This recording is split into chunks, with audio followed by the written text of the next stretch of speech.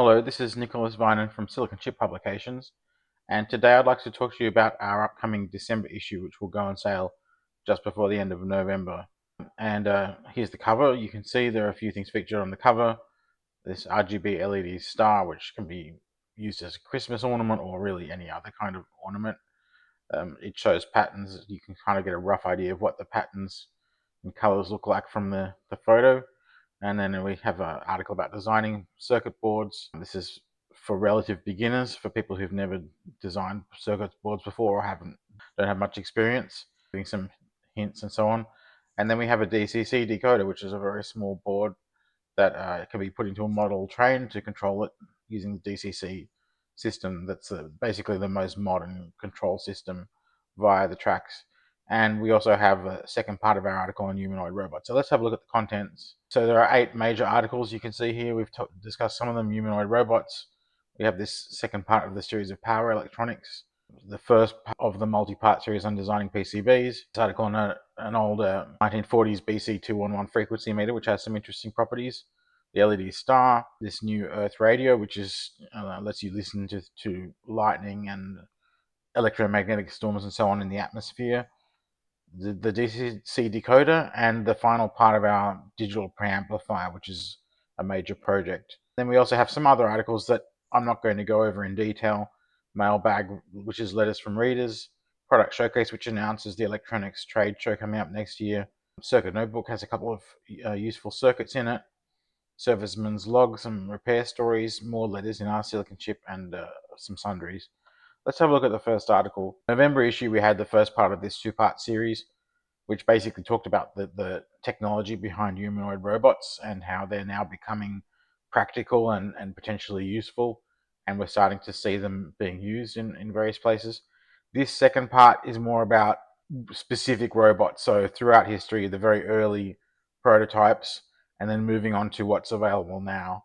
And there are quite a few different robots here that are discussed in a fair bit of detail and talking about their particular capabilities, such as facial expressions, replicating the human muscles and skeleton, and so on. Some of them look more humanoid than others, obviously, but all of them have arms and legs and so on, and can perform many jobs that people can, including apparently playing soccer or football, depending on where you come from. Let's have a look at the next article. This one is the second part of the power electronics series, and a very important one, I think.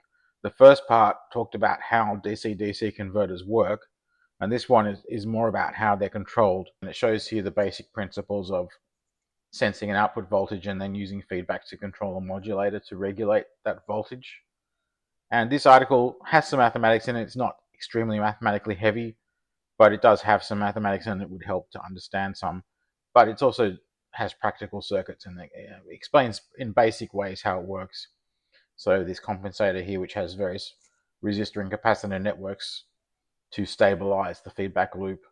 And we have some gain plots here and so on, phase plots, explaining how that affects the stability of the regulator. So a very useful article if you're interested in switch mode regulators and power control. And this will continue. I believe there are at least 6 parts in this series covering different aspects of power electronics. It will also go on to talk about rectification, in other words, AC to DC conversion, DC to AC conversion, and so on. And now we have this first project article, this LED star, which has 80 RGB LEDs arranged in a star pattern with some control electronics. Here's the parts list. One of the nice things about this project is Christmas is rapidly approaching, and you're thinking, well, do I have time to build this? The answer is that yes, because there are only really 2 parts to solder. Pretty much everything comes pre-assembled. And here's the circuit. It's pretty simple. It's basically just a string of LEDs controlled by a microcontroller, and then there's a power supply.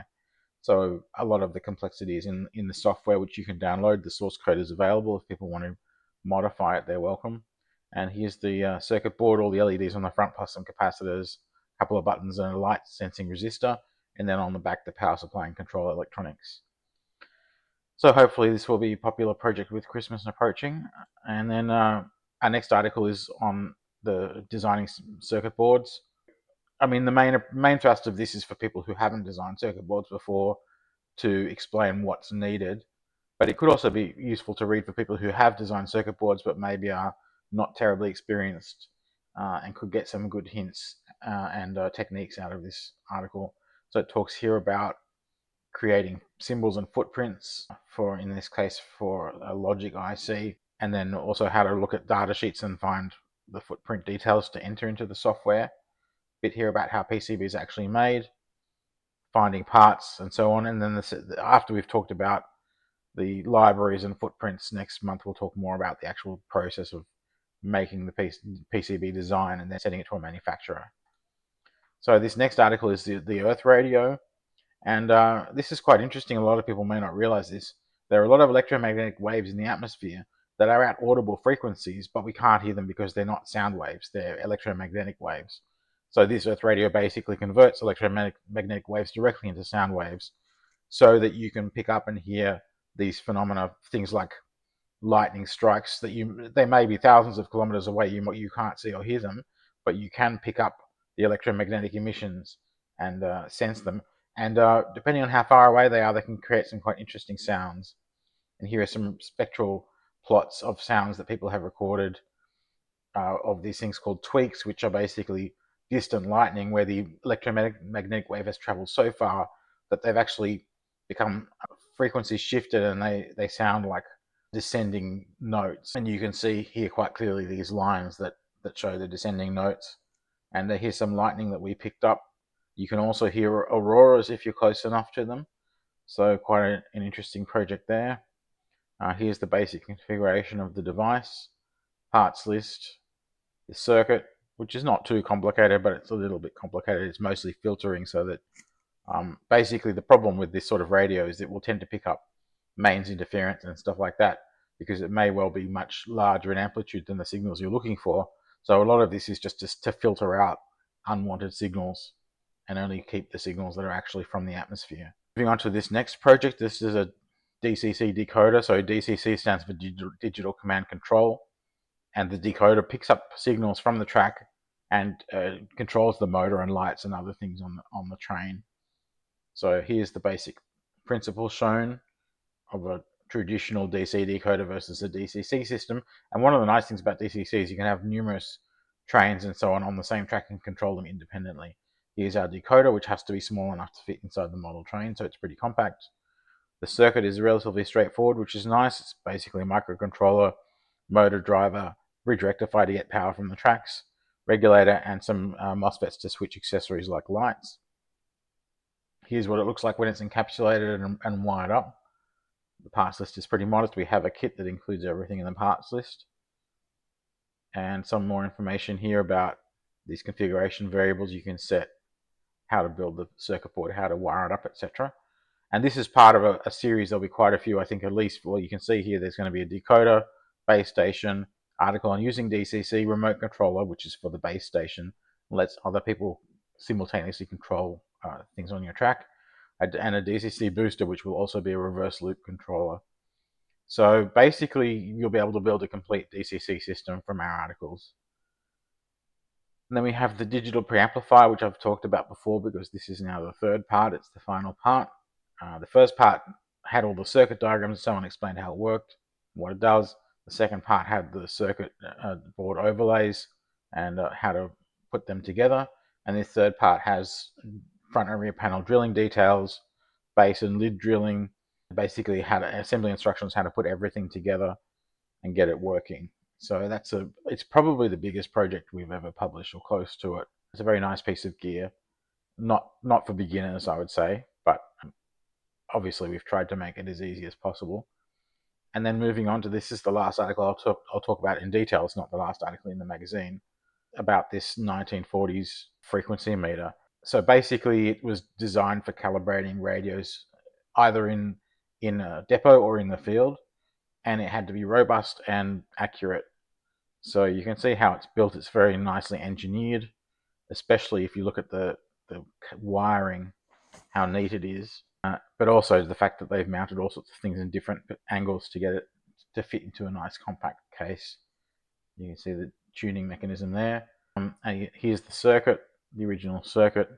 It has a crystal oscillator. It also has a variable oscillator that you can tune to the crystal.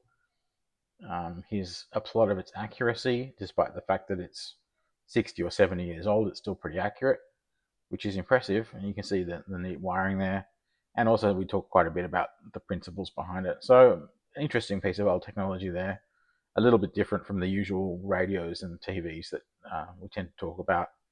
So that's the December issue. I think there's a lot of interesting articles in there, and some pretty cool stuff to build. As I said, there's a kit for this LED star that is almost entirely pre-assembled. You just have to put solder the microcontroller and a regulator, and it should be up and running.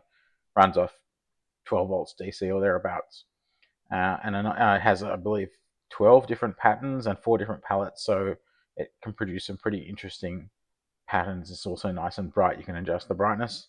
The Earth Radio also has a kit that includes pretty much the whole radio section. It doesn't include the antenna, but most of what you need to build that box, other than the box itself, is in the kit. The DCC decoder has a complete kit. And for the digital preamplifier, we can supply circuit boards and a program microcontroller. So I hope you enjoy the December issue. It's on sale in roughly a week from when I'm recording this, around the 27th of November 2025, and it's in newsagents, Jaycar Altronics, and you can subscribe through our website to the print or online edition. Thank you.